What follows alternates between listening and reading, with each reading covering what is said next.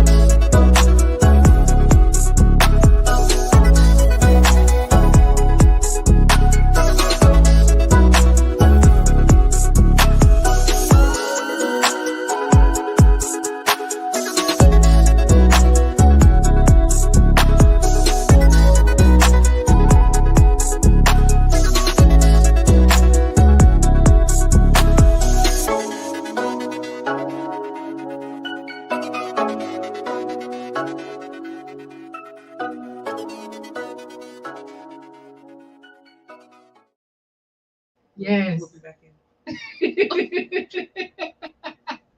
Hey, everybody. It is another Wednesday. I'm your host, Kenda, and this is my show, Minding My Own Podcast. And I got some beautiful guests in the building. Y'all see them on the couch. I see them on the couch. I want to thank you, ladies, for coming today. I'm going to start on this side. Ladies and gentlemen, this is Ashley. Hi, guys. Welcome, Ashley. Oh, my God.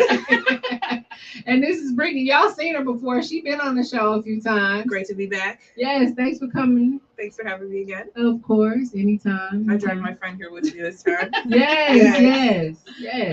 I'm glad because we about to talk about the spring real estate market. So this was great. Brittny brought this to me. She said we should talk about this. And I was like, you know what? That's a good idea because we're getting there. You know, spring is coming around. And, you know, I heard the housing market is changing. So it'd be nice to know, like, what people have to look forward to. There's a lot of people interested in owning a home or having some type of commercial space. We got a lot of entrepreneurs out here. So it all ties together.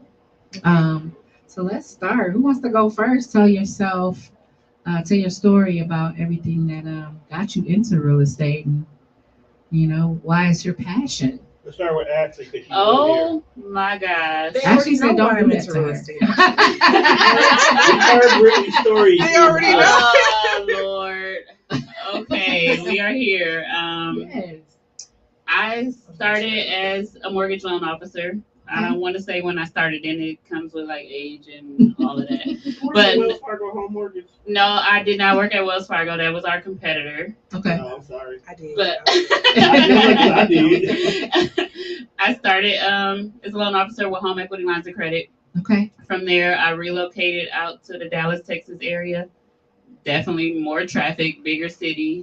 So from there, I left the lending side and went over to the realtor side. Okay.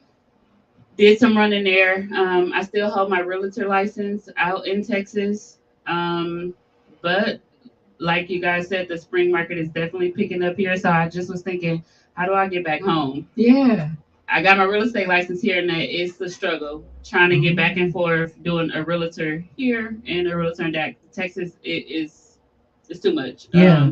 So I went to the lending side. So on my side now, I'm back writing mortgages and licensed here in the state of Wisconsin. Nice. Welcome back, girl. Thank you. Yes. I can't wait to learn more about that. That's different. What about you? Give them a recap. I'm Brittny, coming back for another conversation on real estate. So last time I was here, I was kind of at the top of my real estate career. Yeah. And since then, I won't say I've been baptized by fire, but I've been through quite a few different scenarios. So I'm starting to definitely get, my rhythm into things, and I'm really appreciating like my previous experience in banking and finance really coming to the forefront. I knew they were parallel, but now I'm actually getting to implement a lot of that advice that I gathered over the years. So it's making sense. It's marrying for me, and I'm enjoying it. Yeah. How long you been doing it now? This will be year 2. Congratulations, girl. Thank you. Wait, I don't got my buttons. I got to clap for you. That's awesome. Thank you. That's awesome. Yeah, it's been a scary transition from regular, being at a job. I was at a job for forever, and then coming to being an independent contractor working for yourself is a whole new animal. So Mhm. yeah, I'm proud I'm still in it. So Yeah, well, I'm proud of you, both of you ladies, doing your thing, and y'all fine. They fine, ain't they? I be having fine girls on the show. I don't know about y'all. we knew we were coming to sit with you, Yeah, so we had to get it together. yeah, to match the vibe, you know. So I look like you want to say something. I too have fun. You said I too have fine. We gotta check receipts. You ain't lying though. You do it. it, Tom. So I have a question for you ladies to get the Go ball ahead. started. You may have to repeat this because I don't have the mic. Okay. What makes the springtime such a big deal for real estate? What makes the springtime such a big deal for real estate? I can say from my opinion, and this is just from being born and raised in Milwaukee, Wisconsin, now living in Dallas, Texas. Yeah. I think for me, if I would say anything, it's gonna be the weather. Oh. People complain about snow, Yeah. and I miss snow, which is crazy. But anytime I talk to somebody from here, the first thing they say, Ashley, I'm not moving in the snow. I'm not doing this in the snow. Okay, but guess what? While you ain't doing it, that's when everything's slow up when you really should be doing it. Ooh. Now it's hot outside, ain't no snow outside, and what everybody want to do? Move. Move. Yeah. So now you got the competition and everything with you. Ooh, that's So what's the good booming advice. season in Dallas for you then? If the season is always good in Dallas, do you have a period where it's just like, yeah, we about to get it? He said, "Do you have a period in Dallas? Is there a good season?" So Dallas is tricky. Dallas is more about numbers. Mhm. So it depends. It's like a give and a take where we're dealing with the interest rates of the market or what's going on in the media right now, what's in the news, what's in the headlines. But the main thing with Dallas, in terms of our market trend, I'm going to say more so we're based off of numbers. Oh, okay. We do see the relocation boom, spring coming, everybody getting out of school. We do see, too, a lot of sellers sell because our school districts are a little different there. So, again, going into the spring, kids are getting out of school.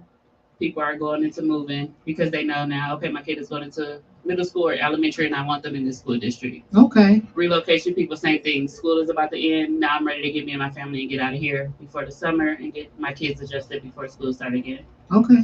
Awesome. What are some things you noticed, Britt, about Milwaukee and the market? Very similar to what Ashley started to say as far as, people wanting to move. So real estate is definitely heavily influenced by life, changes. Mhm. Someone, passes away, someone's born, someone's getting married, things of that nature. So yes, with the slow season when it's cold, obviously it's driven because nobody wants to move. And that's actually one of the best times to try to get a good deal as a buyer. Look at that. Because to your point, less people want to shop at that time. At the Mhm. holiday season, people are wrapped up in each other and everything else. However, at the same time, it's a little less inventory. So you don't have your pick of the litter so much as if you do in the springtime when people are willing to sell because they know more people will be out and about. So it's kind of hard to balance between shopping in the slow season and the busy season for, both good and bad reasons. So what every pretty good agent should say is it's always a good time to buy or sell because absolutely. it's really driven on, what makes the most sense for you. Okay. Well, I think that's dope. Y'all sharing that because even with me, I'm not a homeowner yet, but I want to be. But now, even just like as someone that rents, I always move around July of every year, and I'm like, okay. It is a lot of people moving. It is trying to get a U-Haul. Yeah. So I'm thinking like if it's hard for a renter, what is it like for somebody getting a house? Like, so yeah, that's Well, to that That's point, good. people have to play the game of managing their lease ending too, though, Yeah. right? So Yep. a lot of property management companies don't allow you to move in certain months when it's cold because they know they're Yep. probably going to have to hold an empty unit for a couple months. Because to your point, yeah. people Nobody want to wants move when it's nicer, right? So there are clients that have to make that decision of, how much time are we going to look for a home and maybe possibly have to pay, a mortgage and rent. Yeah. We try to be very mindful of people's personal timelines so we can help you manage that because I don't think people realize how long sometimes it takes to just find the house. Yeah. So like if 6 months before your lease is up, you really want to be a homeowner, you probably should, start to have a conversation with your mortgage professional, your realtor to try to see what the plan should be to make sure that, you get out on time and you don't just end up signing another year lease and hoping for the best. Yeah. I love that. That's good advice. So when you came to me about this topic, Yes.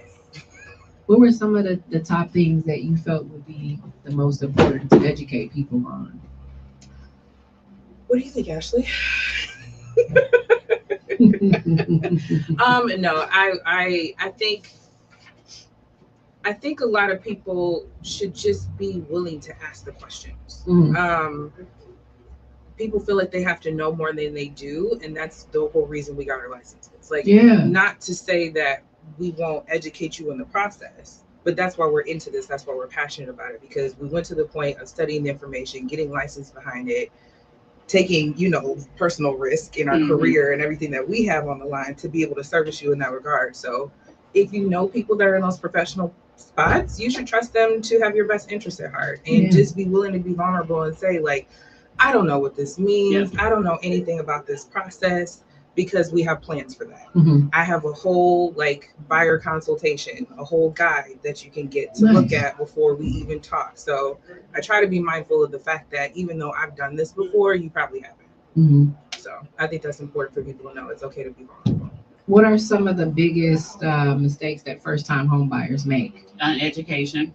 Okay. They don't educate themselves. They don't educate themselves, and that ends up costing them in opportunity and time management and everything. Wow. In ways that can't necessarily be quantified to dollars. Like, it's just, you think that you have to have this perfect credit score. That's the number one thing. Yeah. Right? Yeah. You want to highlight on that, Ashley? I think the uneducation thing, and then the main thing they say is, I'm sorry, I'm gonna ask you this question, and it may be a stupid question.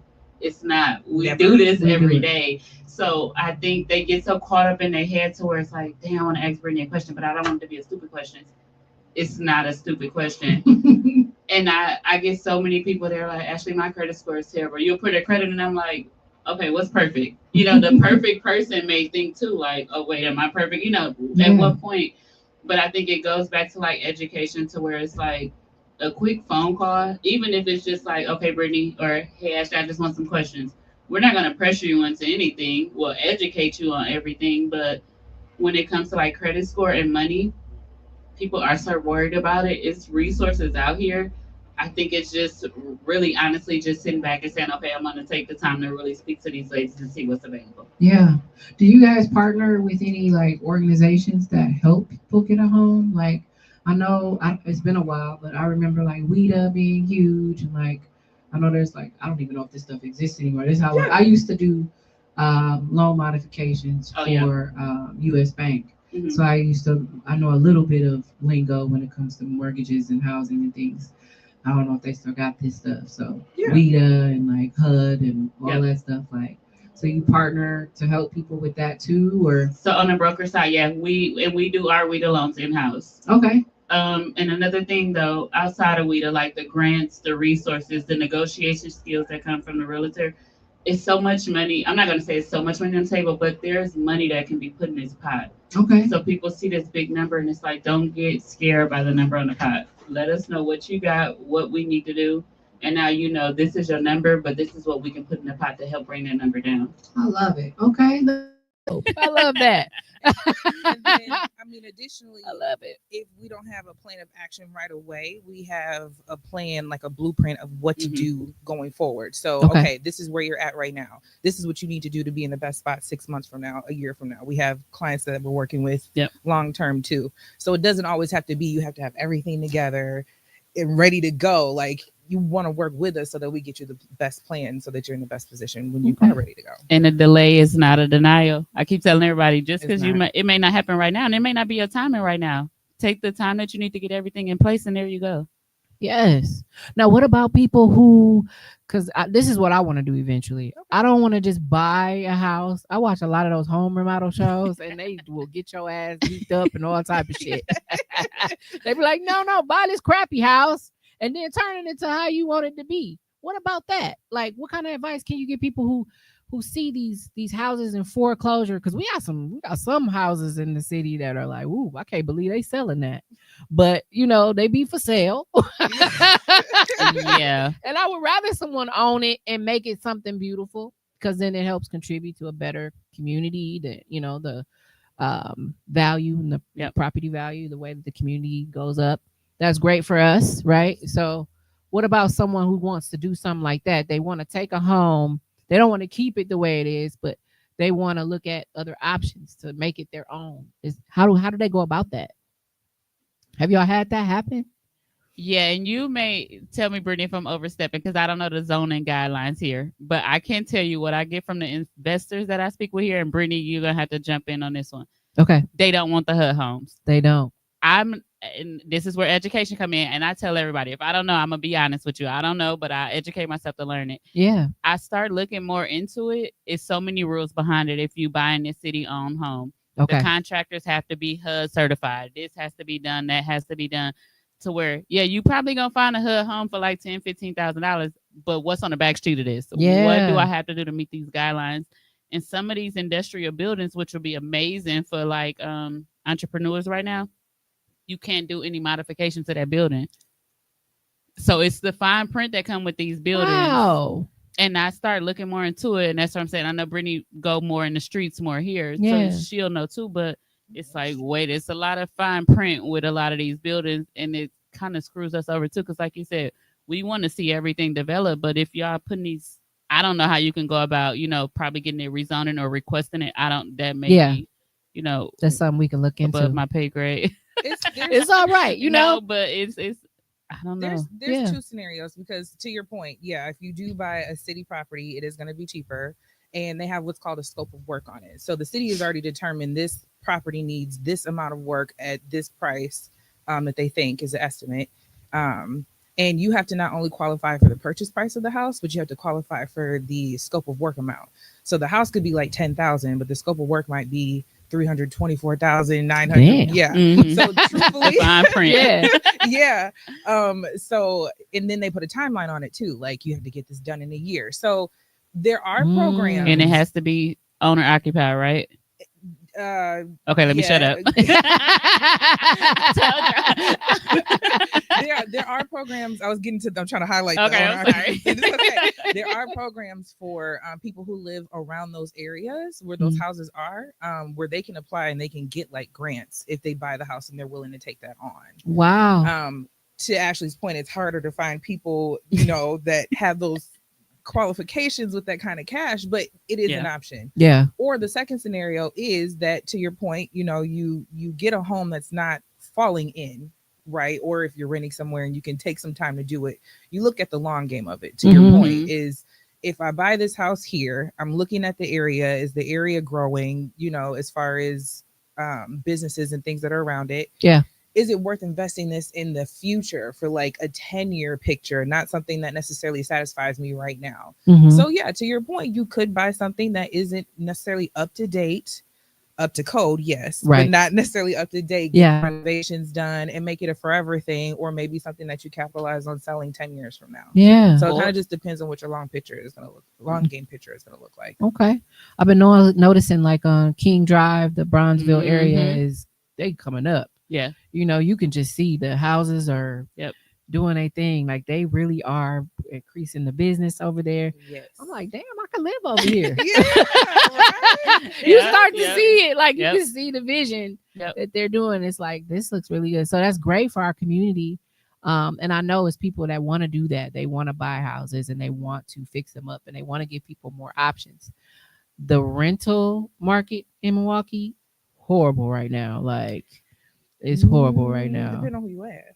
Man, all I'm seeing is feedback from people saying like, I've been looking for over 3 months. I've been looking for a year. Like, just hard to find a single family home to rent. So like, I'm wondering, that's why I'm thinking like, how is that impacting people? Is it because there aren't enough people investing in properties to create these spaces for other home buyers? I think this comes back to money again. Okay. When I see people complaining, like my when I'm online browsing, I see people complaining about the amount, right? Yeah. So if you have to pay that first month's rent and deposit, right? Rent going up, blah blah blah. You got to pay $2,500. That's $5,000 that you're paying up front, right? Mm-hmm. If they are wanting you to have a 620 credit score, 3 times the income, $5,000, guess what you can do with that?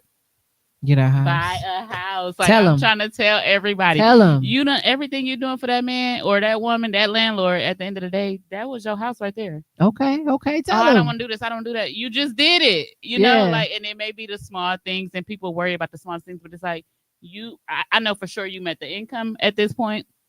You met the credit score at this point, and you got $5,000. You know, like, Yeah. so it's little stuff like that to where it's like, I don't want to rent. I want to do that. Do you want to buy? Or, you know, just take a moment and think about it. But that money that you just spent to get into that house, you could have got you and your family into really could have been purchasing a home. Yeah. If you're renting a single family, you probably should have bought one. But I do think it's also layered with inventory over the last couple years. Okay. Here. So, you know, with COVID, when rates dropped to the historic low to like what, almost 0% at Yeah, it some was point. ridiculous. Ooh. It was And we are insane. not seeing those rates again, guys. They're Like, let's go. gone. And we don't want to. We won't go in the weeds if we don't want to see them. Okay. Historically, we're fine. You're gonna take me on a tangent. Anyway. So people who bought their houses like during 2020, 21, maybe even 20, no, not 22. They have what we call the golden handcuffs. They're They're not in leaving. these house and they don't want to move because if they buy another house now and get another mortgage, their rate doubles. Yep. Oh. Because of the current market is like what, about 7, 6.5, See, 7? yeah. Yeah. So Okay. you got 3% over the last couple years Mhm. and essentially got a good deal as far as your mortgage is concerned. Then on top of that, being in Wisconsin, we have this very unique market. And this is why I want people to stay away from national headlines when it comes to Milwaukee and Wisconsin, because our market is like no other. We are literally the number one booming home sales market in the country right now. Okay. Because even though it feels tight for us, our cost of living is reasonable as far as other surrounding states Yep. and everybody else is concerned. So we don't only have the people who have been sitting in their homes for long periods of time. They're not moving into, nursing homes and things like they used to. They're staying in their homes longer because it costs more to move. Yeah. Then you got the people who have the golden handcuffs. They don't want to deal with the new rates. Then you got the people who couldn't find houses during the golden handcuff period. They're in the apartment. So I really think it's a matter of inventory and finding ways to get people to move on to the next step. But people are waiting for this COVID era to replay itself, and it's not going to happen. Damn. We don't want it to happen. And coming from Dallas, I'm telling you, when I tell my investors, Brittny got a house coming delayed, or is it on the market? We go live tomorrow. Yay! Let's go. Open houses on Friday, on Saturday. Please see my IG page. But my That's Dallas awesome. investors right away. Ashley, where's this house? It's only what? Like, and I'm thinking like, that's what I'm trying to tell so many people here. I'm not even gonna call these bigger investors. These are just regular people in Dallas that I'm working with, right? And they're like, wait a minute, that's 120. Like, I'm coming down here to buy that, and I'll put it in my portfolio. Which that's really a house for a buyer here. If this investor get this, now what? What you gonna go back to Facebook and do? Complain about rent when you when you could have bought the house? Exactly. Yeah, but so just ask us the question so we can get you in the house. What are some of the top Q&As that y'all get for the people that's bold enough to ask the right things? That's a great question about great questions. What about you on the loan side? I want to say on the loan side, a couple of things that I get a lot of in Wisconsin, community property. Okay. Community property is really big in terms of a FHA loan. The reason why I say that is because What's community property? So sorry. No. No, that's good. What, yeah. I say, is that Married. Okay. So if you're married, if you're separated, guess what? You're still legally married. If Okay. that divorce is not finalized, you are legally married. Separated, you're legally married. So if you and you're separated, you're coming to me and you're getting this FHA loan, you don't have a divorce decree in place, which shows me that you guys went through a divorce. We send it over to our underwriters. So now, in order for you to get this government loan, whatever debt your spouse or separated spouse has, even if they're not on that loan because you're community property, you guys are still locked in. Okay. And I'm getting a lot of people like that. So we're like, actually, we started the divorce process. Okay, well, either they got to be on the loan. If they don't, that's fine. But they debt now. You're still responsible for that party until you guys are fully separated. Okay. That's a big one. Community property. That's interesting. Yeah, I've ran into that, and I want to say like I reinstated my license last year here for Linden. I jumped in for sure in January. Okay. So what is this? April? Yes. March, Almost May. I've run into that. I Tomorrow. would probably say like 4 times already with community property. So where Okay. it's like, damn, like we can't do it.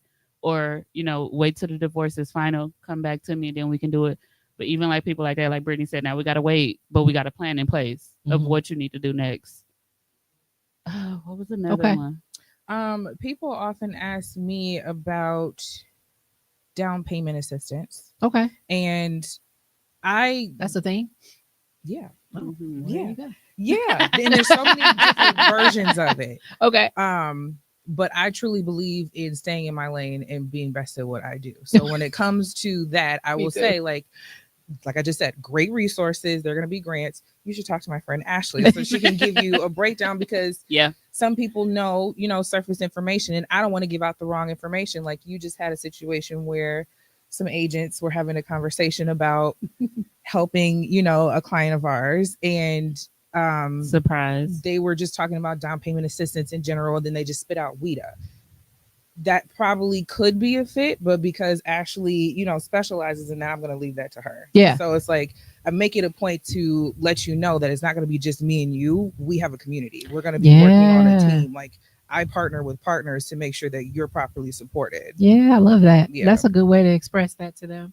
It makes them feel safe, and it makes them feel like, that they can ask anybody and they don't have to just go to one person. So yeah, I like that. Yeah.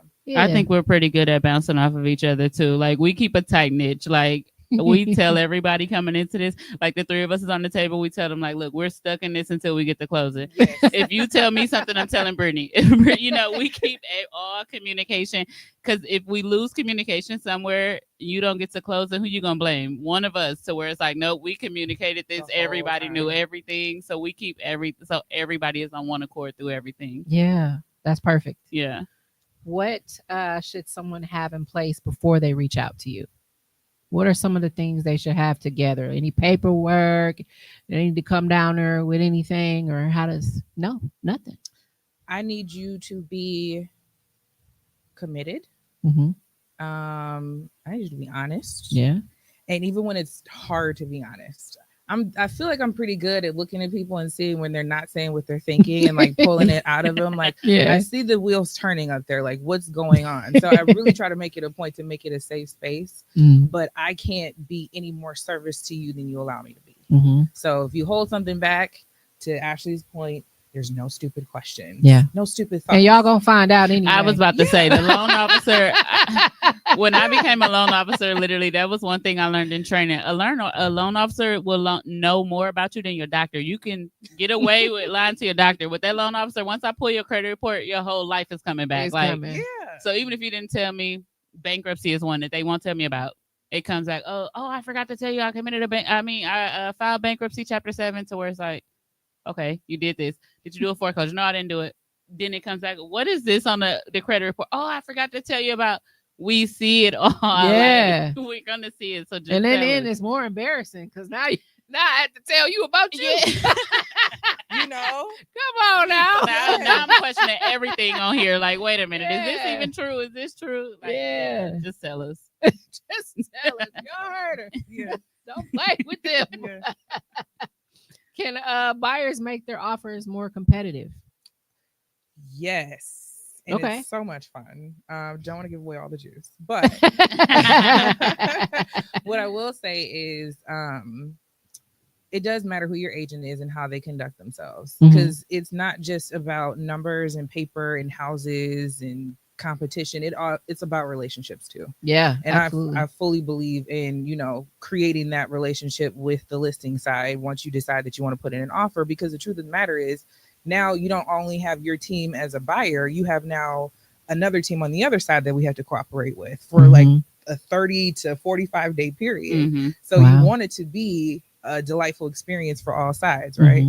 And then in getting competitive, you can think about things like, offering more earnest money, which is a portion of your down payment. And the seller holds on to that because they need something to know that they're going to get something out of you either buying the house, which is the ultimate sale, or if you don't go through with the full contract, at least they have that in their back pocket to hold on to for coming off the market, waiting for you to buy it. Right. There is the inspection. So I always advise my clients to move quickly to make the most of their inspection period. In that time, you have to get your inspection done. And the general inspector is a guy who, I have one guy who calls himself a Swiss Army knife. Like, I know a little something about everything, right? Yeah. And then there are times where they have to recommend specialists. So we might have to have somebody come back through, get another opinion, go back and negotiate that. And in that time, you have to get your inspection done, negotiate, and close it out in order to protect what is ultimately your earnest money. Then there's appraisal. So if you are buying cash and you want the house, you can skip that. You know, that kind of shortens the period, and that's attractive to the seller because they're going to get their money faster. Yeah. Or you work with a wonderful mortgage broker who is able to execute a pretty quick appraisal. And that matters because, financing being the last part that kind of brings you home. As your agent, we're together while we're shopping. So we get real close. We become besties. We're seeing all these houses. Then we get through inspection together. But then I hand it off to my finance partner. And then she has to take over as far as appraisal and financing goes. So having somebody who can execute efficiently, quickly, in a timely manner makes all the difference when you're trying to be competitive. So there's other ways, but I can't, give away. And I think we've built it so tight to where before somebody goes shopping, it's already to the point where it's like we've cleared this so much to where if you mess this up, this is on you. Because we don't wipe this clean to where, okay, Brittny, I feel comfortable. Go ahead and take them out there. Yes. Because we're cleaning everything up front before you even go into a home. Nice. Do y'all have to, like, from the seller's perspective, what should someone do who wants to sell their home? How do they prep that house so that it's appealing to a buyer? Are you guys giving that type of advice too? That's part of the listing consultation. Okay. So as a Compass agent, I have access to a tool that's called Make Me Sell. Okay. So with listings, with sellers, their main concern is making sure that they present in the best way possible, but that they don't sit on the market too long. Okay. If you sit on the market too long, this coming from the whole COVID era, if your house is on the market too long, people are going to start to think something's wrong with it. And then they're going to find that to be a reason to come in under asking price and, nitpick at closing cost credits and things like that. So the goal is to make sure that it's the most appealing, but that you do your best to control your days on the market. Okay. So I'm able to, depending on what the situation is, we have a database where we can add a number that you would sell your home for. Mm-hmm. So let's say I was visiting you and you were thinking about it. You're like, Brittny, I don't really know. I don't know if I want to go through all this. And I'd be like, okay, well, what's your number? What would be incentivizing to you? Mm-hmm. And you say, I'd move for $350. If you can bring me somebody that would buy my house for $350,000. Not $350. But they're gonna be calling someone. No, Brittny said we're the outside. Buy a home for $350. No, you don't want it. Or $3.50. You don't want it. Because it's gonna have a scope of work of $250,000. Exactly. So let's say you're willing to sell it $350,000. I could put that in your contact details in my system, and then the other Compass agents can see that. So if they have clients or buyers that are looking that price range for a home that's similar to yours, they can reach out to me and say, hey, are they really thinking about selling? Because I have somebody who's really thinking about buying. That's an internal process. Yeah. So it never hits the market, but you kind of get to test your price and get some feedback on it to see if anybody will possibly What's the name of it? That's it's cool. called Make Me Sell. That's good. Yep. Yeah, I that's actually sent a postcard out on that last week. So Let's go. That is cool. All you right. think about it. And then the other option being going into delayed. So that's what I have with my condo listing in Brown Deer right now. That's Thursday. Gonna be quick. Y'all better get ready. I'm so excited. But so what we did last week is we put it into delayed. And what that means is that people who have access to the multiple listing system, which is typically agents, can see that it will be coming to market for purchase and showings in a week's time. Okay. So I'm still not accumulating days on market at that point because I'm not officially active for purchase in the market. Okay. But people with serious buyers can see it. So then what happens tomorrow when it goes active? Now, all this time in the last week, The attention that came. right, I've been building anticipation. People are excited. They can't wait to see it. The open houses are scheduled. Now, my investors are flying out, so y'all better go buy that house. Yes. And if you go through my preferred lender here, she does have a $400 credit for you. But so now when it goes active tomorrow, then it pops up on Zillow, then it pops up on Realtor.com and the rest of the internet, and that starts day one. Nice. So I kind of just define, where the seller is and committing to selling to try to see where they would be at in the stage of one of those three options. Okay. I love that. Yeah. Now, do you guys have any recommendations on like, should the house come with, because I've seen like some homes come with appliances, some come fully furnished, some just come completely empty. Like, are you guys working with any of that type of? So we also, and I actually didn't even get a chance to finish. I didn't finish. I went into the whole thing, but it's okay. So in getting the home ready, you don't have to really do anything. That's also part of the listing consultation. I'll come in and walk through, and I'll say, okay, this is where we could be in the market as is. This is what you could do to possibly get the price that is similar to other homes that have sold in a nicer condition. Additionally, being a Compass agent, we have a concierge service. So if you don't want to be the one to have to do the painting and the renovations, and you want to do you want it to be updated so it sells for a better price, but you don't want to deal with it, we have an internal service where we authorize a line of credit to you to be able to do the renovations, and then it comes out of your net proceeds at closing. Oh, that's good. So that doesn't cost you anything up front to get your home in a better position, ready to sell for selling, whether that's just staging, paint, the light stuff, or the big stuff. We need to knock out a wall, and it's actually worth it. Repairs. Yeah. So that's great. That's why I say, like, if you just want to think about it, you just want to talk about it, there's so many different tools and resources I have where it's just like, we can test it to see if anybody will buy it as is. This is what we could do to bring up the value. Do you want to deal with that? Do you want me to take care of it? So yeah. And as far as inclusions and things, if it's in good shape and it's probably half life or less as far as like appliances and things go, I think it's worth including like laundry and kitchen stuff. Because I've seen that too, like the shows again, y'all. See, I'll be watching that stuff. They be recommending that, like, get you a stainless steel fridge and let's update the cabinets in here. And sometimes they'll bring in an interior decorator and they'll spruce the place up real nice. And I'll be looking like, ooh, I love how they just did that. Like, that came a long way. They just give such good advice on like how it could look like. So y'all be doing that for real. Like, absolutely. Anything to get it sold. Yep. That's dope. Yes, ma'am. It's a great Wow. time. Yeah.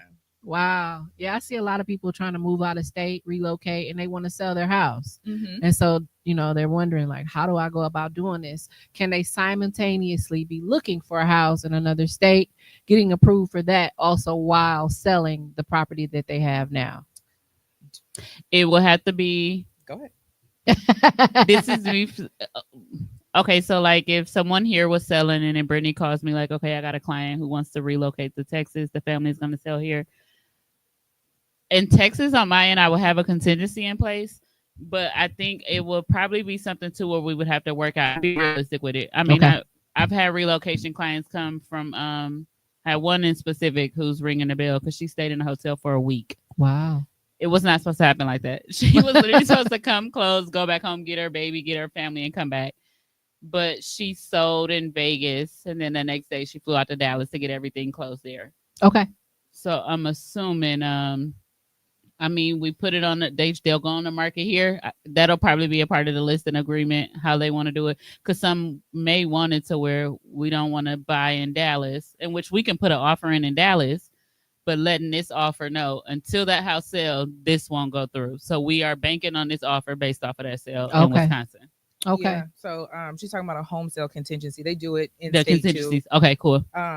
So you can do a home sale contingency when you're as a buyer, saying like, I'll buy your property once I sell mine, and you can get that offer accepted and then go back to market and sell your home so that you have somewhere to be. But I would say it depends on the time of year here of when you can do that. Like when it's more competitive in spring and summer, it's less likely to win an offer here because there are so many people in the market. And now that I think about it, I had one, and that one it didn't go good. I honestly, so you wouldn't recommend that because you can. It's It so can many. be done. Yeah, it can be done. I'm sorry, guys, but you can do like a lease back. So I've had some sellers. They'll sell it to you, and they'll do a lease back, and you give me an agreement as I'm the seller, and you're the new buyer.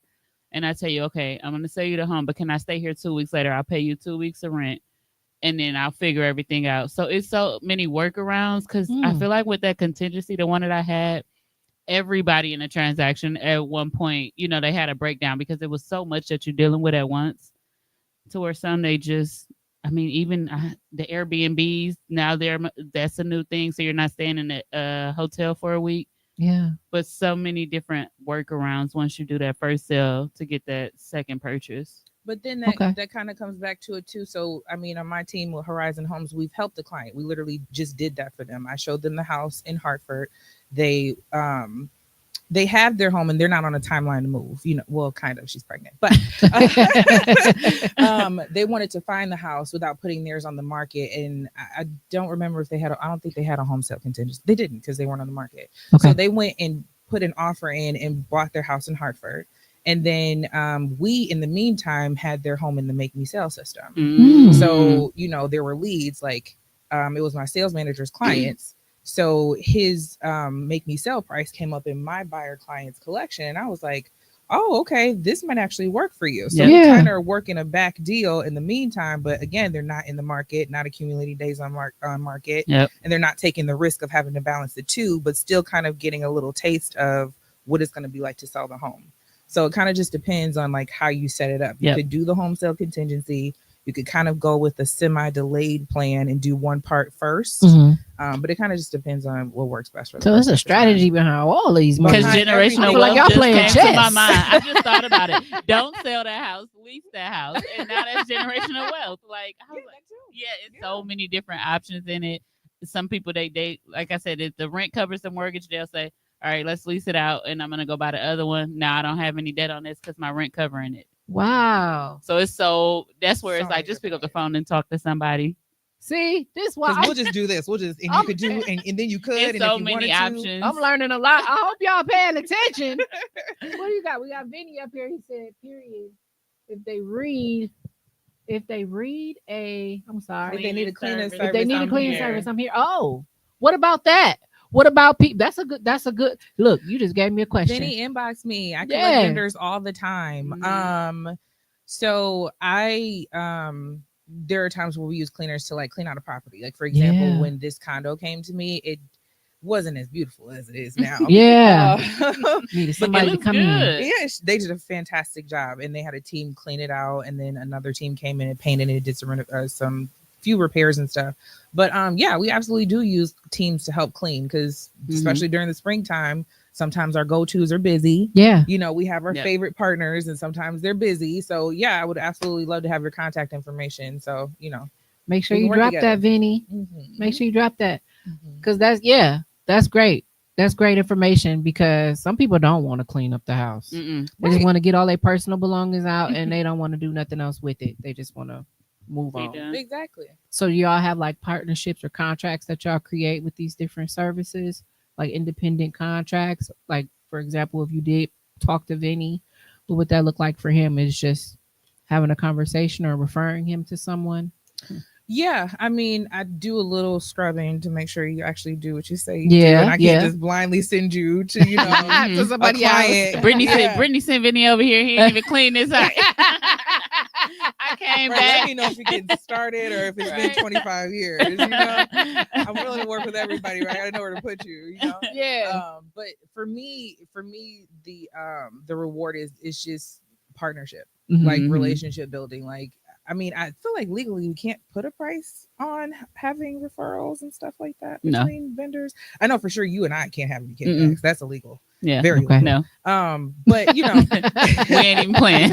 We did too much to get where we at. Yeah. But it's just ultimate relationships because we feed each other as businesses. Like, even though I'm a realtor, as an agent, I'm an independent contractor. I'm a business. I have a brand the same way Ashley is a broker. She has, her business and her brand. So I think if you approach it with that perspective, That's the best thing. It your character, your work, and everything. It speaks for yourself, right? Like it's like at the end of the day, like if we telling somebody call Vinny, we backing his name, and whoever is coming to us, they're trusting the referral that we give. They're not about to question us, right? So it's like, okay, Ashley, Brittny, who y'all say? Oh, call him. Oh, I'm calling Vinny. Like that's all they're gonna say is, oh, I'm calling him. He cleaning. That's it. Yeah. So they won't question it, which is, I mean, we feel good knowing too who we referring over, and they're gonna take care of them. Yes. I love it. I love it. Now let me ask y'all this: what does one have to do to become a real estate agent? What does one have to do to become a broker? Okay, real quick before you answer, can you please define a broker versus like? That's a great idea. Let's define broker and agent. What's the difference? A broker and a loan officer. Let's kind of take this back. Yes. Okay.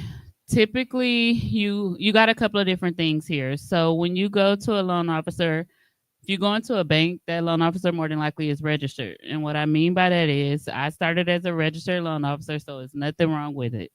But what I mean by that is they did not go take a test for that. Okay. They are backed by the company that they work for, which is 100% good. Do your thing.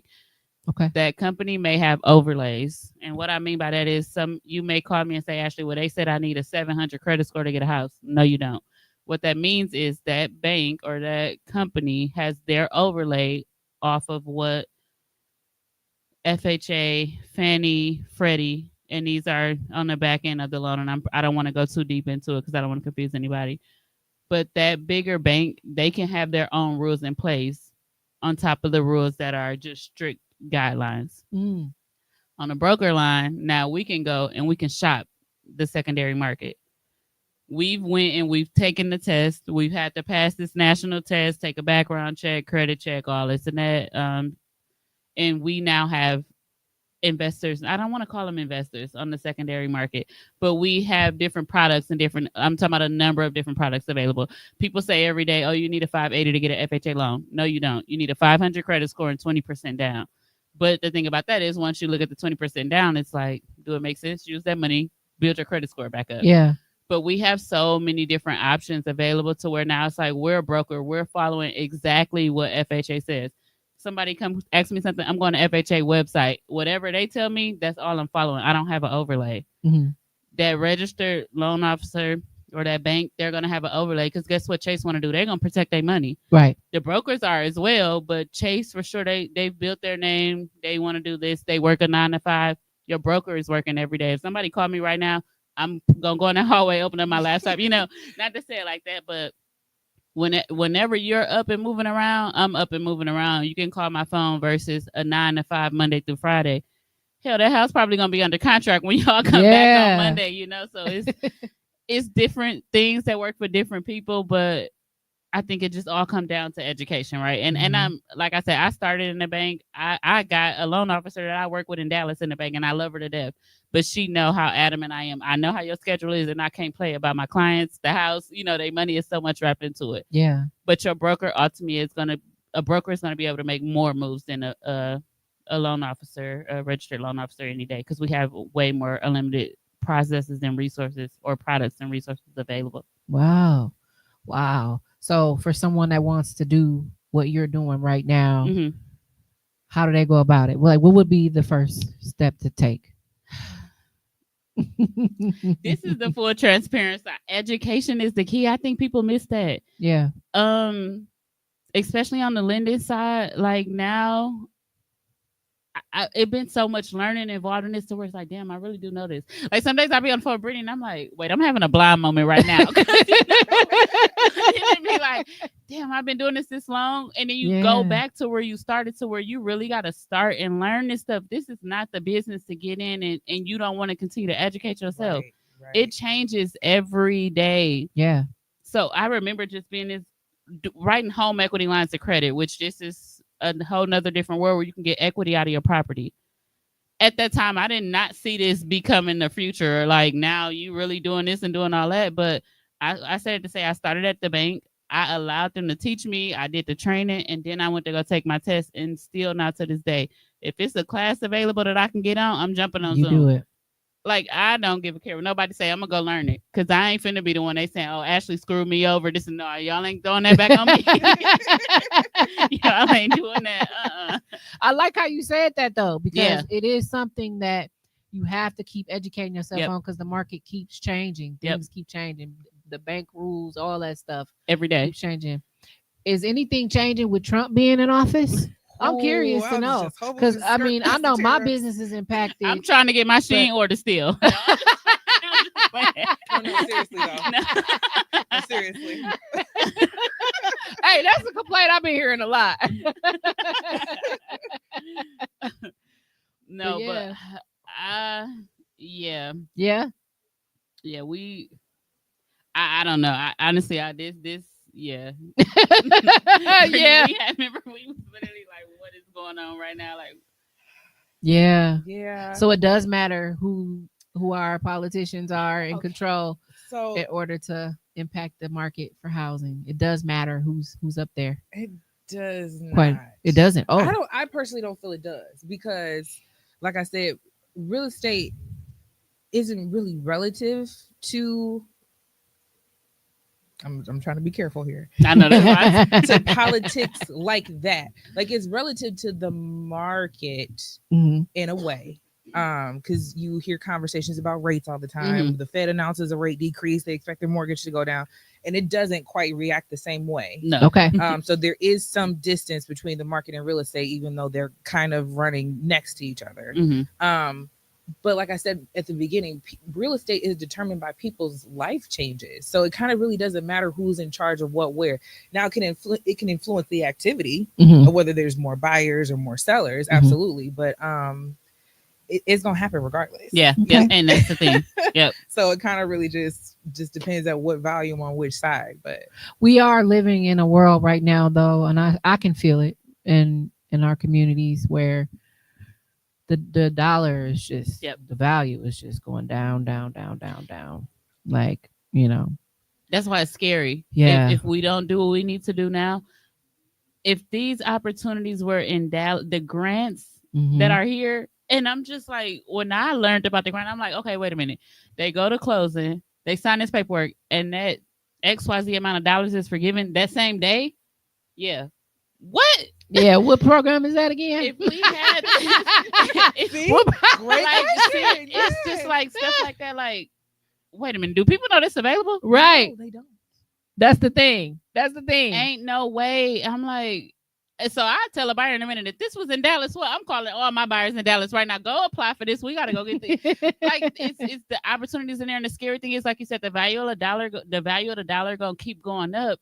And if we keep being scared or not having these conversations, we're going to continue not to break the curses. Yeah. I mean, that's the thing. To that point, like, things getting more expensive, like home prices, the average home sale in, I want to say Milwaukee County, last year, January, was 380-ish thousand.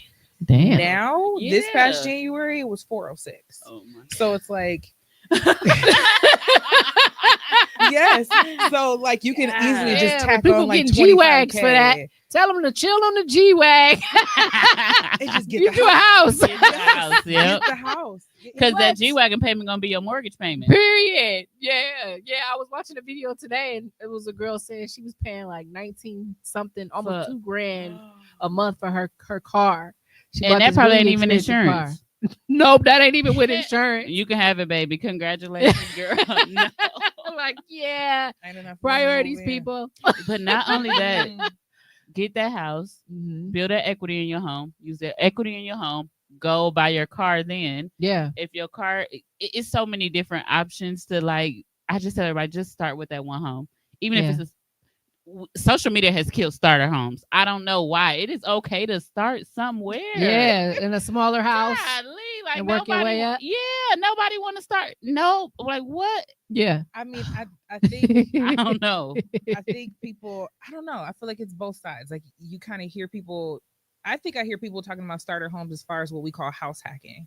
So that's when you buy a duplex and you live in one side and you rent out the other. Yeah. And the goal is for the rental to pay your mortgage.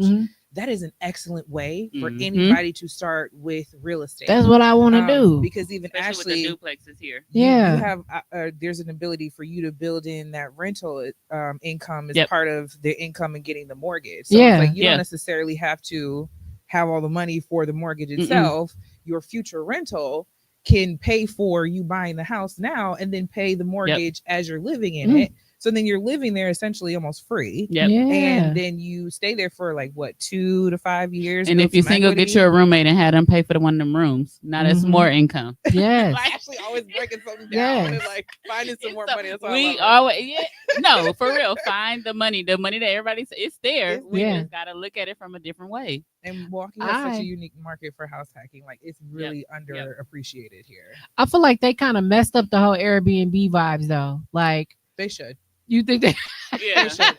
I'm tired. Yeah. I mean, yes and no. Like in certain spaces, it makes sense. So like downtown, Yeah. close to Pfizer, Yeah. Summerfest, like Mhm. where Milwaukee shines, or like in the summer. lakefront. Yeah. You Yeah. know, where we really come to life for the unique culture that we have, especially when it's warm for 20 minutes. Yeah. So it makes sense. Exactly. It makes sense to have Airbnbs around there, but like throughout the city and stuff. In these basements, come on now, like Right. take that off. Like we could do a suite. Throughout the city, I don't like it because I just feel like it takes away from the opportunity Yeah. for people to start somewhere. Yeah. So, Yeah. I'm glad you said it. yeah. Yeah, I'm glad you It said has it. its place. It does. Yeah. It does. Because people out here just doing some messy stuff. They just they keep watching the videos instead of asking us the questions. For You real. cannot YouTube University your way Mm-mm. through everything. Mm-mm. You can't IG reel through everything. But yeah. So, I work in healthcare. We were talking about this. Yeah. So I work in healthcare and I staff travel nurses throughout the nation. So one of my goals is to get a property and give these travelers a place to stay. That's great. They need to stay around some of the top hospitals here because that's Mhm. who we staff. We staff the long-term care. We staff the clinics, The rooming. the Auroras. They need that. They need the rooms. Girl, They need the space. I got a DSCR loan for you right now. See, Well, here we go. that's the loan Here we I go. was just talking That's about. and I'm wondering, Yeah. is that something that I could make a business? Like, is that something I could? Absolutely. Ooh. Brittany runs the rental rate on that. We use that rental rate as income, not even your income. We use Oh, yep. We talking after Yeah. this. And she's gonna track the equity, and then we'll track Yeah. it together to find out when you can buy the next one. And you I that's love what that. buy that first Copy-paste. so that's the thing. Buy that first one and we go from there. Equity always builds up in there. Let's go. And let me stop. Nice. Let me not say it always builds up, but you just have to watch equity because it can play up and down. But for the most part, yeah, use your equity and keep going. Okay. Historically, Wisconsin's equity is appreciated 6% I- every it's year. mind So blowing. it's What just just what I done seen here. yeah. It's scary. Like whoa, We Wow. missing it. That's what I'm saying. we Kendra, miss it. like, If we don't jump on this missing it. bandwagon, Girl, we right ain't gonna be here. missing it too much longer. See? What? Brittany put the house on the market. I called her. I said, Brittany, wait, I don't got 100,000 right now, but hold on, Man. Yeah, we I got to love jump on. this. Okay. And we got another question. Hey, Savannah. Hey, girl. Okay, so I'm gonna try and read. Dang, that's so small. Why do these inner city homes that look like trash are going from 1,300 and above, where you can live in Mequon or in Menominee Falls for a couple $100 more with all the updates and the amenities? Oh, that's an apartment probably versus a house. Hey. She said, okay, so why do I can't see nothing. Why Okay, do the inner city homes that look like trash? trash? Basically, So basically, what we was just saying, how they increasing this rent, yeah. and once you get done paying that, but she said The amenities, the the condos, the and houses. houses. Okay. Brittany, you may know more of that. I can say this. So, like, if you go on the north side of Milwaukee, some of them houses look like the big bad wolf could just blow it down. You know what I'm saying? Yeah. I'll be like, that's flimsy. That house flimsy as hell, and it's for sale. But okay. And then you might go on Menominee Falls. You might go in the Mequon area. House look way Yep. better, and it's about the same price. So I think she's trying to understand how come the value of the house isn't aligning with the way the house looks or the amenities of the house, the updates. It depends on a couple. How are they things, deciding like- these prices? Yeah. Two things are happening to answer that part of the question. one, sellers still think it's 20. I was It's just gonna say COVID. It's not. Yep. Yeah. So as we're seeing in the market, that we were just actually talking about this in a team meeting yesterday, we're seeing a lot of corrections. Yep. She said right. She know. Yes. So sellers there are properties that are still priced kind of high. But that Okay. comes from basic economics, right? Like there's smaller inventory, so because there's less available, they can drive up the price. I got an Mhm. idea for y'all too, because y'all sitting here and I always get a light bulb that goes off. Y'all should start a real estate podcast together. That would be really dope. And not only would Do we y'all, gotta be live like this? Yes. you don't have to be all the time. Ashley, it I has to be choose to be live. live, but you can pre-record your episodes and have them air doing later. great. Record. Yeah, you can record them and air them later. But no, seriously, y'all would make a great duo, for one. For two, you said people are missing the education, so Oh, educate shoot. them. I know that's For right. three, increase your sales, because now you got an audience, a platform, and now people fuck with you. For No, for real. like your personality, the way you acknowledge Okay, come everything on. going on in the market, right? And you acknowledge that these are real people. No, seriously. And so you give them something to relate to, but also you're helping them through the process, and they have something to look forward to every week, knowing that you got a show for them and they got something to learn about. Now, Well, goddamn so- it, now we done went to every week. Well, listen, Once No, a that's month, messing with however y'all. often That's you messing want to with do y'all. it, but That's- I'm and you messing can with do y'all. it from your home, Yeah. wherever you are. You can definitely record yourself, or you can just be live through a camera. I've Mhm. done that where someone has been on my show that hasn't been physically here. Mhm. It's so many ways that you can do it, but I'm sitting here and a light bulb went off, and I'm just like, y'all need to just do your own show about this, exactly this, about your expertise, and continue to as you educate yourself, you're educating Yeah, people. that's true. And you can actually come on the show and say, okay, so today I want to show y'all or teach y'all about what I learned today, or what I learned this week in this class, That's true. or some of the new changes up and coming for this season or next year. Or Yeah. this is impacting the housing market this way. You're really educating people, and now you have this platform for people to trust and become more safe with you. A safe So, space. yeah. So I mean, it's just a thought, because I think that's something you two would thrive in. You got great Thank you. personalities. You're good to look at, and you and besides those things, Yeah.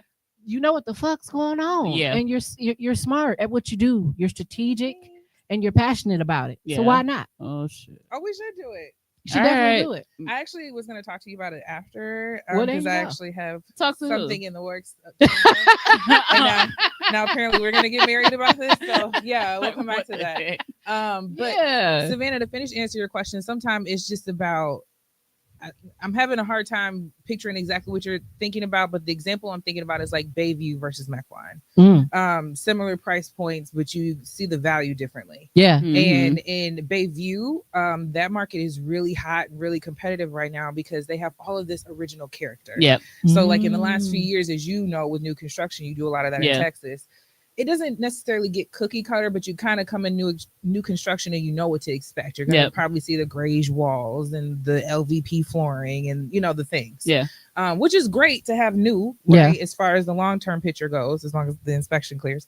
Hello. When people start to spend close to like 400, 500,000, they want to know that they're going to get something that's for them. So Yeah. I feel Yeah. like in Bayview, you're seeing these homes that are almost 100 years old or 100 years plus, and they're $500,000. And to Savannah's point, some people might think that might not be worth it, but Mhm. then you go to Mequon and you get something a little bit fancier. So I think it just comes down to what kind of buyer you To are. preference. Yeah. And Because those older houses have a certain charm, and that you have to be into that. The brick and bone too. Yeah. That Yeah. brick and bone and these COVID bills, baby, we ain't getting the same brick and bones we was getting before at all. Damn. That's the thing. People gotta get with the times. They gotta we got to just keep up. be honest with yourself. Yeah. So, I mean, I hope I answered her question. Yeah, and she said the having cracks in the room, so that's got to do with foundation. The rooms, having cracks and the rooms be small. Is she speaking to maybe payment?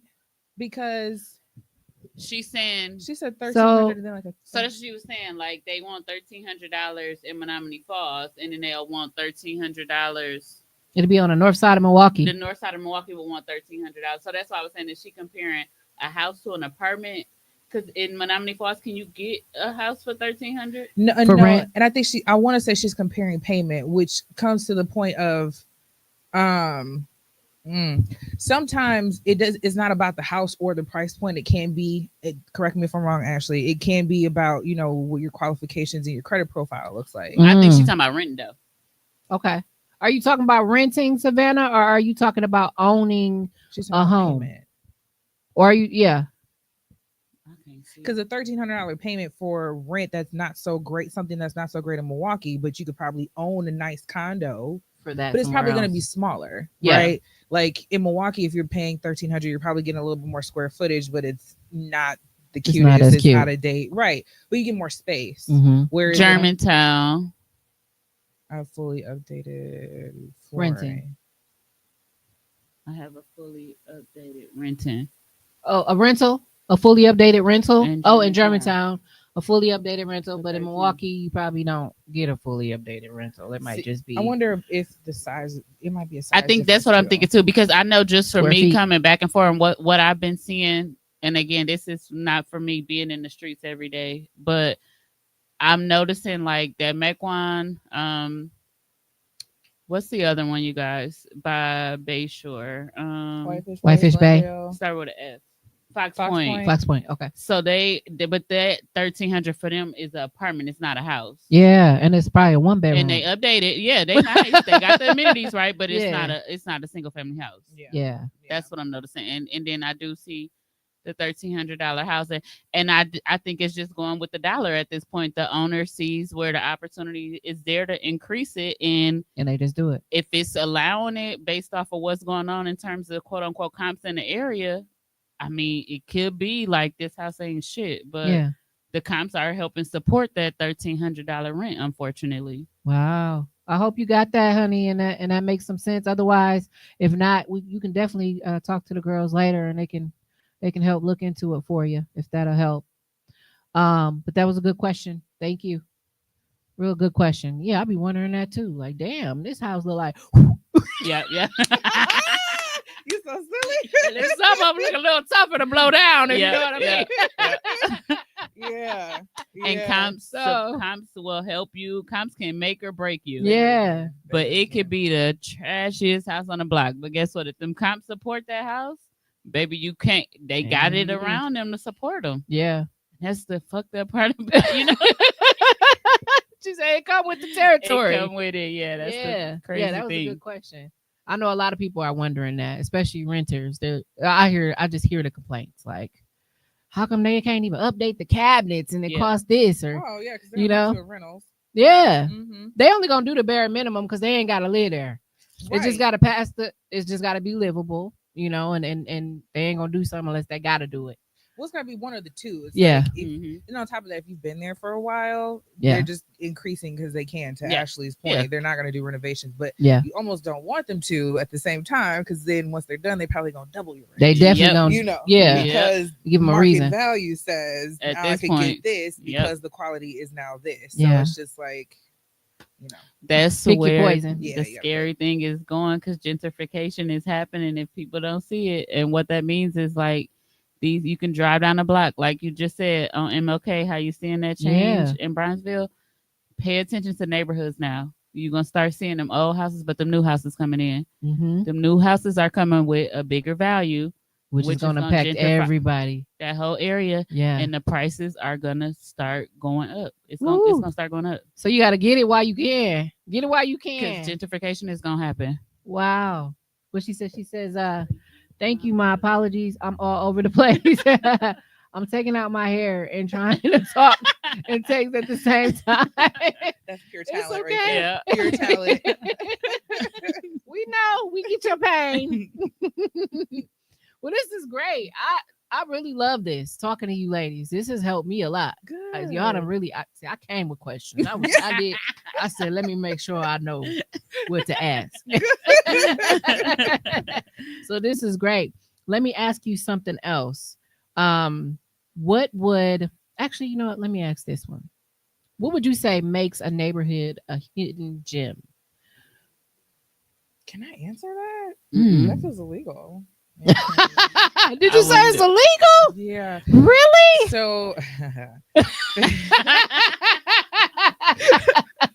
fair housing laws keep me from saying things like that. So I can't speak about like demographics. Okay. I can't even talk about registered sex offenders in the area. Wow. I can't talk about crime rates. I can give you resources to look into these things. Can you say if somebody died in the house? I was just going to say, nope. Damn. Nope. I done seen Amityville Horror. And, yes. Yes. Somebody should have told them that wasn't right. No. But you said you can't do that legally. Okay, that makes sense. That makes sense. That's interesting. Okay. So then y'all gotta check out the neighborhood yourselves. Google. Yeah, Google the address. If anything happened there, honestly, it'll you're gonna say see it. Yeah. If it was a whatever happened, you're gonna see it when you Google that address. The news article gonna still pop up. Yeah, that's okay. So yeah, just do y'all research, get educated, because don't try and get them in trouble. We're gonna let you. Yeah, you can't get past that. Okay. Last question. How do y'all stay motivated? And this industry is very competitive.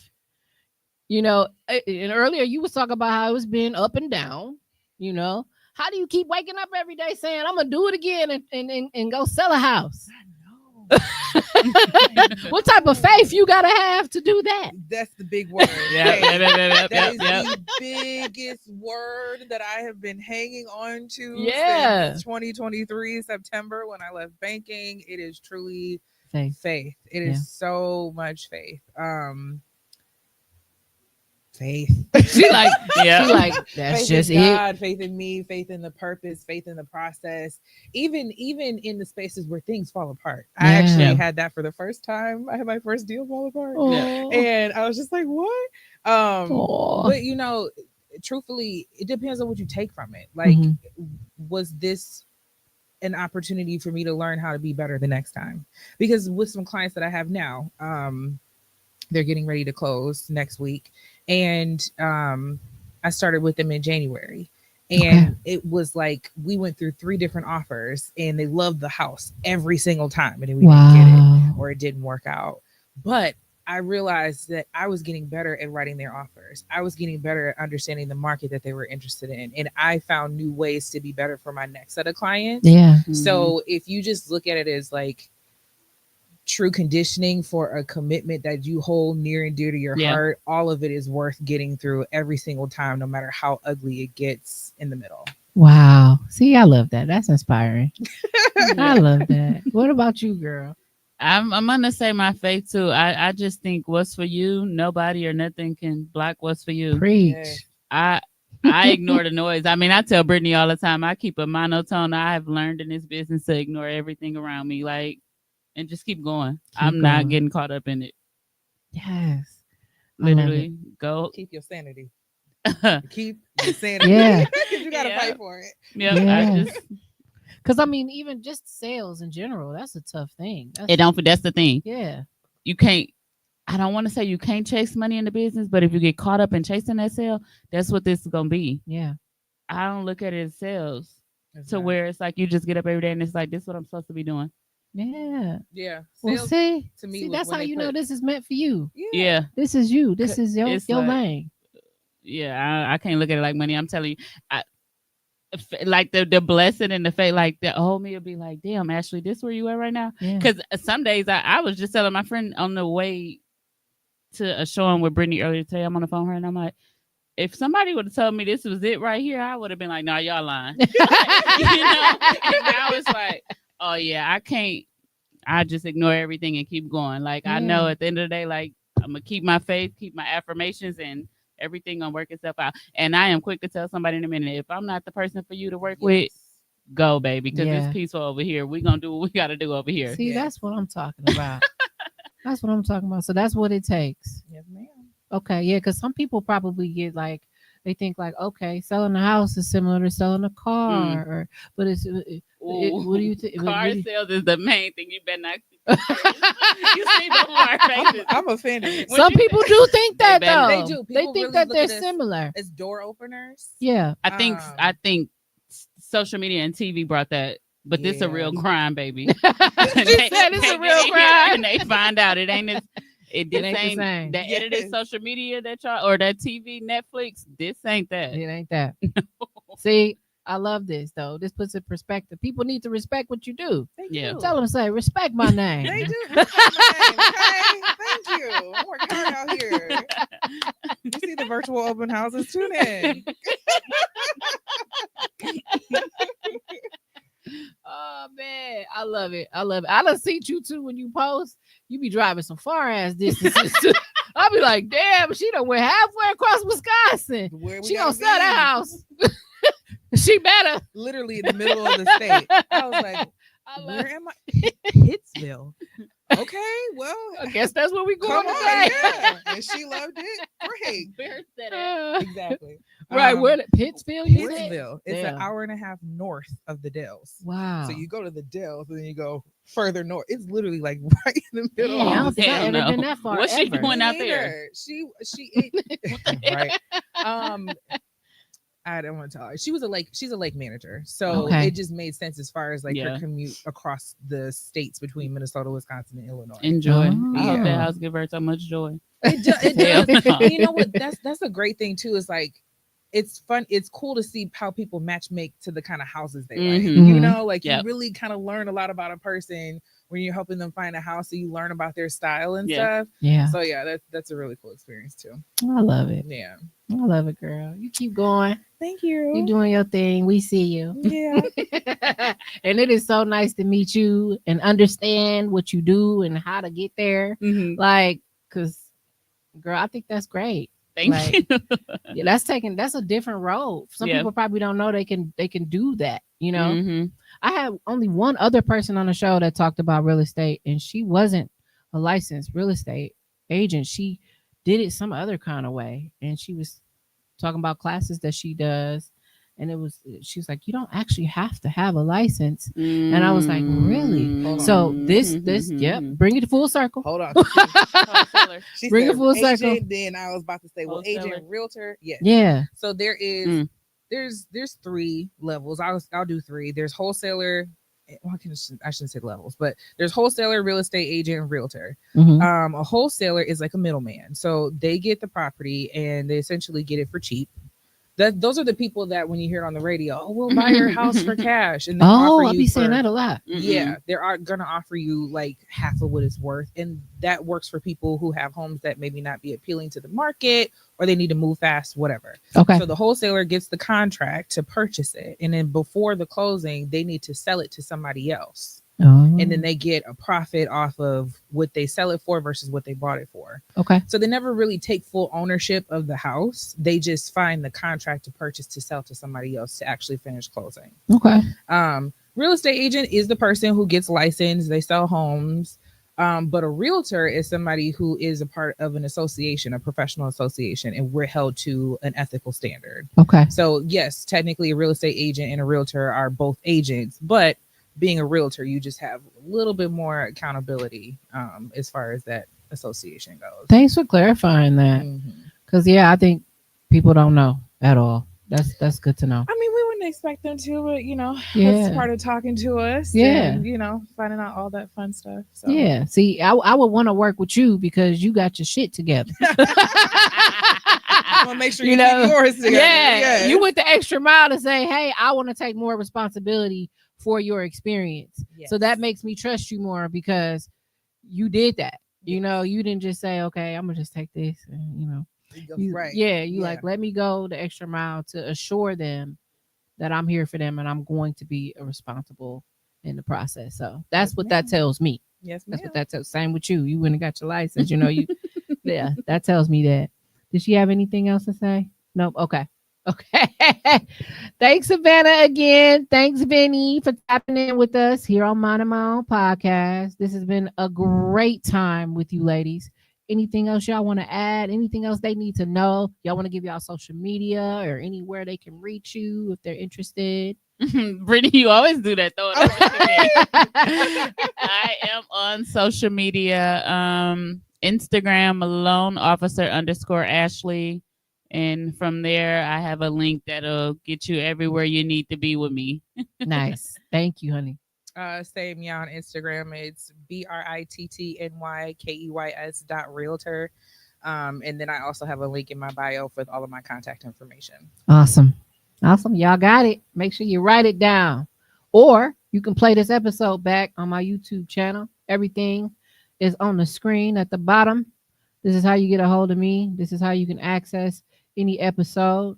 Go ahead and play it back if you missed something. But again, thank you, ladies. This has been great. Thank you for having us. And y'all better do that podcast. I ain't playing. Like that's gonna boom. Watch. I'm telling you. Q2, we got you. Yes. Okay, Q2. There you go.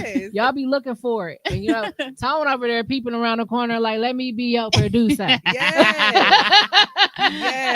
Please guide us. Yes. Pre-record us. We need 2 a month. Yes. TDR.